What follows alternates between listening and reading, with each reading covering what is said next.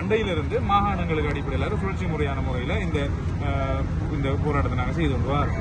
எந்த வரைக்கும் என்னதுன்னா சார், 5 வருஷத்துக்கு முதல் நாடளாவிய ரீதியாக பொருளாதார பிரச்சனை வந்து தலைவிரிச்சு ஆடும். அந்த டைமில் வந்து ஆசிரியர் வெற்றிடம் அதே மாதிரி பாடசாலையில் இருந்தது. மாகாண பாடசாலைகள் மற்றும் மத்திய அரசு சார்ந்த பாடசாலைகள்கிட்ட புதுசாக இருந்தது. ஆனால் அவங்களுக்கு வந்து புதுசாக ஒரு நியமனத்தை கொடுக்கல. காரணம் இலங்கையின் பொருளாதாரம் அப்படி இருந்தது. அப்போ 53,000 பட்டதாரிகளுக்கு நியமனம் கொடுத்து பிரதேச செயலகங்கள் இணைக்கப்பட்டிருந்தாங்க. கோத்தபாய ராஜபக்ச அவங்களுடைய ஆட்சி காலத்தில் கொடுக்கப்பட்ட பட்டதாரிகள். அதில் வந்து விருப்பத்துக்கு ஏற்ற மாதிரியும் தகுதி அடிப்படையிலையும் அவங்க நேர்முக தேர்வும் வச்சு பிரயோக பரீட்சையை வச்சு அவங்களோட பட்டப்படிப்பில் எடுத்த அந்த பாடத்துக்கு ஏற்ற மாதிரி பாடசாலையில் என்னென்ன பாடங்கள் வெற்றிடமாக இருந்ததோ அதுக்கேற்ற மாதிரி அவங்கள வலையத்தால கடிதம் கொண்டாடிச்சு இந்த பாடத்தை நீங்க கட்டிங்க என்ற அடிப்படையில் பாடசாலைக்கு அவங்களை அனுப்பி வச்சாங்க. கிட்டத்தட்ட 5 வருஷத்துக்கு முதல். அதுக்கு பிறகு 1 வருஷம் பயிற்சிக்கு பிறகு நாங்கள் நினைச்சோம் எங்களுக்கு சொல்லி அனுப்புறது உங்களுக்கு அப்படி டீச்சிங் தான் கிடைக்கும். நிறைய பிள்ளைகள் வந்து கஷ்ட பிரதேசம் அதி கஷ்ட பிரதேசங்கள்ல கூட வீட்டை வரையில்லாத நிலையில இப்ப வரைக்கும் படிப்பிச்சு கொண்டிருக்க அந்த ஆசிரியர் கிடைக்கும். அதை 1 வருஷத்துக்கு சார் 20,000 ரூபாய் சம்பளத்துக்கு தான் வேலை செய்தாங்க. அப்ப 1 வருஷம் முடிஞ்சதுக்கு பிறகு நாங்க நினைச்சோம் டீச்சிங் டிபார்ட்மெண்ட்டுக்கு மாத்திடுவாங்க. அப்ப என்ன செய்தாங்க, அப்பையும் அந்த ஆசிரியர் வெற்றிடம் இன்னும் இருந்ததை விட கூடிச்சு. அப்ப எங்களை வச்சு என்ன செய்தாங்க, நிரந்தர நியமன கடிதமும் அபிவிருத்தி உத்தியோகஸ்தர் 2 போட்டு இந்த பாடசாலை நீங்க கற்பித்தல் பணியை செய்யுங்கன்னு சொல்லி தான் நிரந்தர நியமன கடிதமும் தந்தாங்க.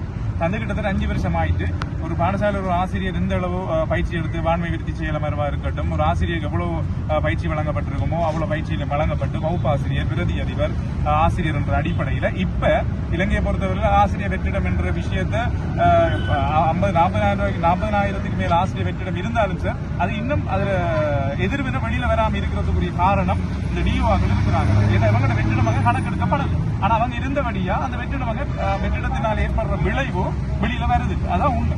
அப்ப அப்படி இருக்க போல நாங்க அந்த இதுக்கு முதல் இந்த அரசாங்கத்திட்ட கேட்ட வந்து போட்டி பரிசை வைக்க போறாங்க. அப்ப போட்டி பரிசை வைக்கணும்னா ஸ்கூல் இருக்கிறாங்க மட்டும் எடுக்கணும். அதுவும் இல்லை.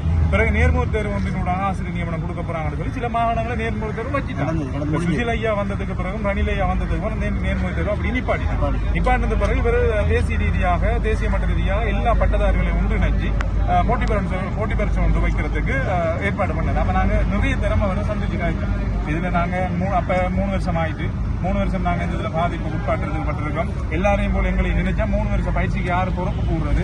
எங்களுக்கு இப்ப திணைக்களங்களுக்கு நீங்க அனுப்பினீங்கன்னா திணைக்களங்களுக்கு ஒரு புதிய ஒரு விடயமா இருக்கும். அதுல நீங்க எல்லாரோட நீங்க எக்ஸாம் எழுதாம அப்ப அதுக்கு பிறகு வழக்கு தொடங்கும். இந்த பைசமுசவாசர் ஆதரவில் வந்து உச்சநீதிமன்றத்தில் 4 வழக்கு தொடர்ந்து அந்த வழக்கு 2.5 வருஷமா போய்கிட்டு இருந்தது. அதுல கடைசி கட்டத்துல வந்து 2ஆம் வருஷத்துக்கு பிறகு தீர்ப்பு வழங்குற அன்றைக்கு வந்து ஒரு கிழமைக்கு முதல் சட்டமாதிபருக்கு புதுசா நியமனம் வழங்கப்பட்டது. சட்டமாதிபருக்கு நியமனம் வழங்கப்பட்டு 2.5 வருஷமா விசாரிச்சு கொண்டு வந்த அதே பெஞ்சில் 3 ஜட்ஜி மாற்றப்பட்டாங்க.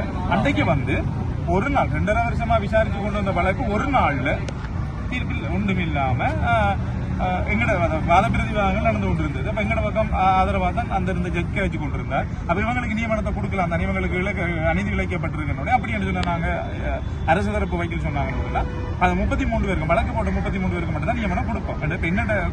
என்னட்ட கேட்டோட நான் சொன்ன பண்றேன்னா வழக்கு போட்டது 33 பேராக இருந்தாலும் அதுக்கு காசு தந்தது நாடளாவிய ரீதியா இல்ல, எல்லாருக்கும் பொதுவான வழக்கு தான் நாங்க போட்டிருக்கோம். தீர்வானது எல்லாருக்கும் வந்தா நாங்க ஏற்றுக்கொள்ளும். இல்லைன்னா அது வழக்கு ஆர்கியூமெண்ட்டுக்கு போட்டு பண்ணி பிறகு எழுதுனதை கூப்பிட்டு வந்து எங்களோட ஆர்கியூமெண்ட்டையும் அரசு தரப்பு வைக்கிற ஆர்கியூமெண்ட்டையும் எழுதிட்டு இதோட வழக்கு முடியுது போனவர். அப்ப லோவர் கேட்டோம் இது என்ன விஷயம் இதுவரைக்கும் வழக்கில் இல்லாத விஷயத்தை நாங்க பார்க்கணும் உங்களுக்கு தெரியாது.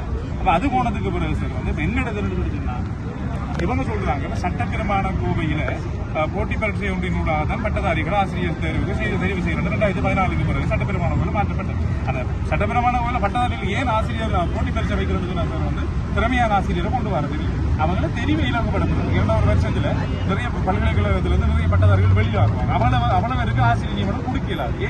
அதுக்கென்றே கல்வி மாணவர்கள் இருக்கிறாங்க. அப்ப எங்களுக்கு என்ன தெரிவுன்றது ஆல்ரெடி நடந்துச்சு. இன்டர்வியூ வச்சுட்டாங்க, பிரயோக பரீட்சை வச்சுட்டாங்க. அது வச்சுட்டால் தகுதி அடிப்படையில் தான் அந்த பாடசாலைக்கு இந்த பாடத்தை நீங்க கற்பீங்கன்னா அனுப்பிட்டாங்க. இப்ப தெரிவு செஞ்சு 5 வருஷம் கற்றல் கற்பித்தல் பணியில இருந்து கொண்டிருக்க எங்களுக்கு எல்லாரோடையும் திரும்பி நீங்க போட்டி பரீட்சை வச்சுதான் வரணும் என்று சொன்னா சார் 5 வருஷம் எங்களோட பயிற்சிக்காக 5 வருஷம் நாங்க இதுல எவ்வளவு மெனக்கெட்டிருக்கோம், 5 வருஷம் இதுல எவ்வளவு கஷ்டப்பட்டிருக்கோம். ஒரு ஆசிரியர் லெசன் எழுதுறது, ஸ்கீம் செய்யறது, மாணவர்களுக்கு உரிய கற்பித்தல், செயல் அமர்வுகள் எல்லாத்திலையும் பங்காக்கி போட்டு திரும்பி இப்ப நாங்க டிபார்ட்மெண்ட்டுக்கு போனோம்னு சொன்னா டிபார்ட்மெண்ட்டுங்களுக்கு ஒரு புதுசு ஒரு விடிய மாதிரி. இப்ப இலங்கையில வந்து சொல்றாங்க இலங்கையில வந்து உங்களுக்கு இலவசமா கல்வியை வழங்குறோம், இலவசமா கல்வியை வழங்குறோம். இலவசமா கல்வியை வழங்கி போட்டு நல்லா பாருங்க இலங்கையில கல்வி முறை எந்த அளவுக்கு இருக்கு. ஒரு பட்டதாரி கேம்பஸுக்கு போயிட்டு வாரா, அவங்க ஒரு வெட்டித்தனமா அப்படி இப்படி வந்ததுக்கு பிறகு அவருக்கு நியமனம் கிடைக்கிறது கிடைக்காது நாட்டில். அப்படி ஒரு கல்வி முறை அவனுக்கு ஒரு தொழில் கொடுக்கறோம்னு சொல்லி சொன்னா அவன் கொடி பிடிச்சாலும் அவனோட தொழிலுக்கும் அவனோட படிப்புக்கும் எந்த தொழில் இல்லை. கிட்டத்தட்ட 16,200 பேர் ஐலண்ட் வைஸா இருக்கிறாங்க.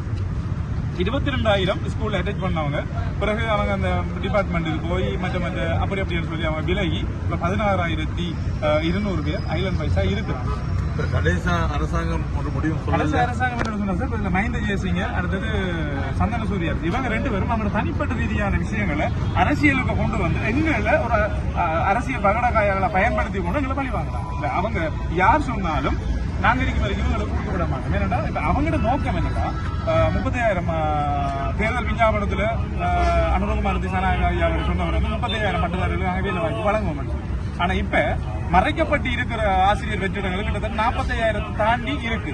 அப்ப 45,000 தாண்டி இருக்கிறவங்களுக்கு எங்கிட்ட வந்து 16,000 சொல்லி சொன்னா எங்களை ஒரு விசேட வர்த்தமானி என்று சொல்லி கொரோனா காலங்களில் சார் நிரந்தர ஆசிரியர் ஸ்கூலுக்கு போக மாட்டாங்க. ஆனா நாங்க போனோம், எங்களோட உயிரை பணையை வச்சு போனோம். அடுத்தது வந்து ஆசிரியர் சம்பள உயர்வுக்காக ஸ்ட்ரைக் அடித்து கொண்டிருந்தாங்க. அந்த டைம்ல ஸ்கூல் ஒருவரையுமே இல்லை. ஆனா நாங்க தான் ஸ்கூல்ல நடத்திடுவோம். அப்ப அப்படிப்பட்ட இடத்துல மாணவர்களுடைய கல்வியை நாங்க கீழே விடாம நாடளாவ ரீதியை நாங்க பாதுகாத்தவங்களுக்கு அரசாங்கம் என்ன செய்யணும்னு சொல்லி சொன்னா ஒரு கௌரவப்படுத்தலோட எங்களுக்கு இந்த நியமனத்தை தரணும். எப்படி தரலாம் அப்படின்னா சட்டப்பிரமான கோவியன்றதை தாண்டி ஒரு புதிய ஒரு விசேட வர்த்தமானி ஒன்று வெளியிட்டு என்னன்னா 3ல் 2 வங்கி பெறுகிற அரசாங்கத்துக்கு அதிகாரம் இருக்கு. அவங்க அதிகாரம் அவங்களோட தேர்தல் இதுல அவங்க போட்டிருந்தாங்க. அவங்க நியமனம் தாரே பொதுவாக ஆசிரியர் நியமனம் மட்டும் தான் போட்டிருந்தாங்க. எங்களுக்கு ரணில் விக்ரமசிங்க ஐயாவும் சுசில் ஐயா கல்வி அமைச்சராக இருக்க போல அந்த வழக்கு இணக்கப்பாட்டுக்கு வந்தவங்க. அதாவது உங்களுக்கு அந்த இப்ப இதுக்கு முதல் இருந்த சட்டமாதிபர் உங்களுக்கு அநீதி இழைக்கப்பட்டிருக்குது. அப்ப அதுக்கேற்ற மாதிரி ஒரு பொறிமுறையை தயாரிச்சு எங்களுக்கு ஆசிரியர் நியமனம் தாரத்துக்கு ஓகே பண்ணி வழக்கை இணக்கப்பாட்டுக்கு முடிக்கிற அந்த தருவாயில தான் வந்து ஆட்சி மாற்றம் வந்தது. அப்ப அங்கிருந்த அதே சட்டமாதிபர் இன்றைக்கு மாறி திணிக்க எங்களுக்கு அது விளங்கியது. இப்ப இருக்கிற ஆட்சியாளர்களுடைய ஒட்டுமொத்த நாடகம் என்று சொல்லி நாங்க எங்கட வெளிப்படையாக சொல்லலாம் சார். வந்து நீதித்துறையை கூட அவங்க காசு கொடுத்து வேண்டி அவங்களுக்கு ஏற்ற மாதிரி சாதகமா பயன்படுத்தினதுதான் உண்மை. எங்களை பாதிக்கப்பட்டவர் நாங்க வந்து இந்தியாவிலிருந்து வந்து இலங்கையில நியமனம் கேட்கிற மாதிரி தான்.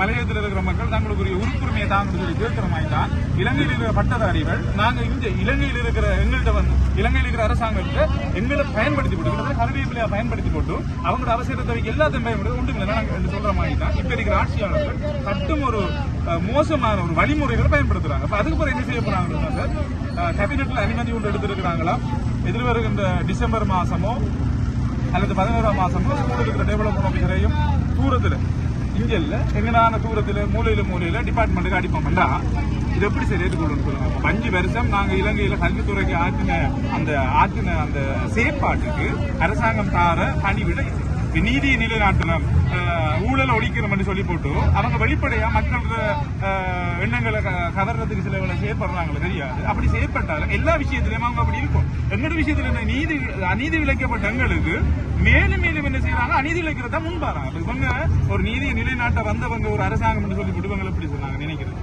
மாற்றத்தை கொண்டு வர மாற்றத்துக்காக நாட்டுக்கு வர முடிஞ்சு கொண்டு வர மாற்றம் மூலம் தலைகளை விரட்டி போடுற மாதிரி இருக்கு. இவங்களோட விஷயங்கள் வெளியில வந்து சொல்ல போனா வெளியில சொல்லலாம். இப்ப இந்த விஷயத்த ஜனாதிபதியோட கதைக்கிறதுக்கு நிறைய தரம் நாங்க ட்ரை பண்ணிருக்கோம்.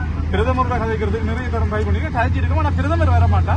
பிரதமருடைய செயலாளர், கல்வி அமைச்சர் செயலாளர், ஜனாதிபதி செயலாளர் தான் அனுப்புவாங்க. காரணம் என்னன்னா என்னோட பக்கம் அநீதி இழைக்கப்பட்டிருக்குது விஷயத்தை அவங்கள்ட்ட கதைச்சா அவங்க அதை மறுக்கல. அது எங்களுக்கு கட்டாயம் அந்த பார்த்து தந்தையாகணும், தந்தை செய்யணும். அதுக்காக அவங்க எங்களை பராமரிக்க. ஏன்னா இது வந்து ஒரு அனுரகுமார திசாநாயகா சார் எடுத்து நினைச்சா கூட முடிவெடுக்கலாது, அரணிமனை நினைச்சா கூட எடுத்தா முடிவெடுக்கலாது. ஜேவிபில இருந்து என்பிபியா பிரியறதுக்கு கொஞ்சம் குழு ஒன்று இருக்கு. அதுல சின்ன இருந்து பெருசு இருந்து நான் சொல்றதான் செய்யறேன் இல்லாட்ட கூட கட்சியில இருந்து விலகு என்றதுக்காக ஒரு சில ஆட்களுடைய அந்த அபிலாசைகளுக்காக ஒட்டுமொத்த எங்க நாட்டில் இருக்கிற அவ்வளவு விஷயங்களை குழி தோண்டி வச்சு கொண்டு இருக்காங்க. இவங்கள்ட்ட இருந்து எங்களுக்கு ஒரு சரியான ஒரு நீதி வரும்ன்றது எங்களுக்கு உண்மையா சுவரில் உண்மையா பாதிக்கப்பட்டு போயிருக்கோம், அநீதி இழைக்கப்பட்டு எங்க சொல்றேன்னு தெரியாம இருக்கும். ஆனா அதை கணக்கில் எடுக்காம ஏதோ கொண்டு நடக்காம மாதிரி காட்டி கொண்டு இருக்காங்க. இந்த நான் சொன்ன விஷயத்துல இருந்து சார் எங்களோட 5 வருஷத்துக்குள்ள நடந்த சம்பவம் அவங்களுக்கு தெளிவா இருக்கும். இதுல எங்கள பக்கம் இப்ப இருக்கிற அரசாங்கம் உதாரணமா பாத்தீங்கன்னா சார் நாடு இப்ப IMF வந்து ஒரு நம்ம நாட்டில் ஒரு புதுசா நியமனம் ஒன்று கொடுக்குறோம்னு சொல்லி சொன்னா அவங்களோட விடயம் செல்வாக்கு செலுத்தும். எங்களுக்கு நியமனம் தாரதால சார் சம்பள அதிகரிப்புன்றது உதாரணமா 3 கொண்டு 3 ஆனா பகுதி பட்டதாரி ஆசிரியர் முதலாவது தரம் அந்த தரத்துக்கு நியமனம் வழங்கப்பட்டால் அவருக்கு சம்பளம் கிடைக்கிறது வந்து இப்போதைக்கு நான் நினைக்கிறது வந்து 69,000 கிட்டத்தட்ட 70,000 ரூபாய் கூட இருந்துச்சு எல்லாமே சேர்த்து 70,000 ரூபாய். அது புதுசா ஒரு நியமனம் கிடைக்கப்படுறாருன்னு சொன்னா இளைஞருடைய பொருளாதாரத்துல இருந்து அந்த 70,000 ஒரு தனிநபருக்கு போகும். இப்ப எங்களுக்கு நியமனம் தர போறபடியா ஒரு 6,000 அல்லது 5,500 ரூபாய் காசு கூட போகுது. அதோட என்ன இப்ப என்ன இப்போ அடுத்த கட்டத்தை என்ன செய்ய போறீங்க? வழக்கு இப்ப இல்ல மாகாண மட்ட வழக்கு மட்டும் தான் இருக்கு. மத்திய சுப்ரீம் கோர்ட் வழக்க நிராகரிக்க சுப்ரீம் கோர்ட்ல தான் மாகாண வழக்கு இருக்கு.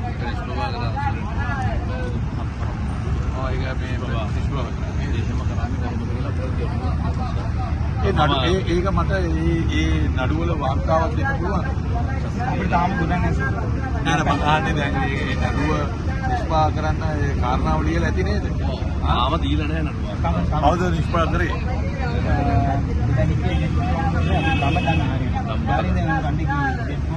இல்ல யாரு எப்ப அது நிராகரிக்காங்க? 8 මාසம் 6 අගෝස්තු මාසනේ දැන් මාසයක් වෙනවනේ. දැන් ඉතින් ඒක ඇතිනේ දැන් තියලා ඇතිනේ අයි මේක. ඒක දැන් එයාලා කියන්නේ තාම එක දුන්නේ ඔයගොල්ලන්ගේ ලෝයර්. පයිසම පොඩ්ඩක් එයාට කතා කරලා අහලා බලන්න. அவங்க தங்களுக்கு இந்த மணி ஆனா 14 நாளுக்குள்ள அது முடிவு அவங்க அனுப்பணும். இப்ப இதுல இருந்து எங்களுக்கு விளங்குதுன்னா சார் அந்த தீர்வு அறிக்கையை வச்சுக்கொண்டு இவங்க முடிவு பண்ணி கொண்டு இருக்கிறாங்க. அது கொஞ்சம் எனக்கு எடுத்தாங்க. මේක පාසල් පොඩක් අපිට අරන් දෙන්න. පාසල් වල සෑම කාර්යයක් කරන්නේ මේගොල්ලෝ. අපි அதுவும் தென் மாகாணத்துல 2014 ஆண்டு சட்டத்திருமான திருத்தத்துக்கு ඔයගොල්ලෝ දැන් සංවර්ධන නිලධාරීන් ඇටියට තාම මේ පාසල් වල ඇටැච්මන්ට් එක රෙකෝඩ් රූම් එකේ රෙකෝඩ් බුක් එකේ අස්සම් කරනවා. ඒකට ගුරුවරයෙකුට තමයි ඒක අස්සම් කරන්න පුළුවන්. අපිත් ඒක අස්සම් කරනවා. පන්ති වාර්තාපොත් හැමදේම අපි පන්ති භාගාර්ථය දැන් මේ පාර මට 100% ප්‍රතිඵල මේ BC බෞද්ධ ශිෂ්ටාචාර ඉතිහාසය 97යි. මේ ප්‍රතිඵල දීපු අපිට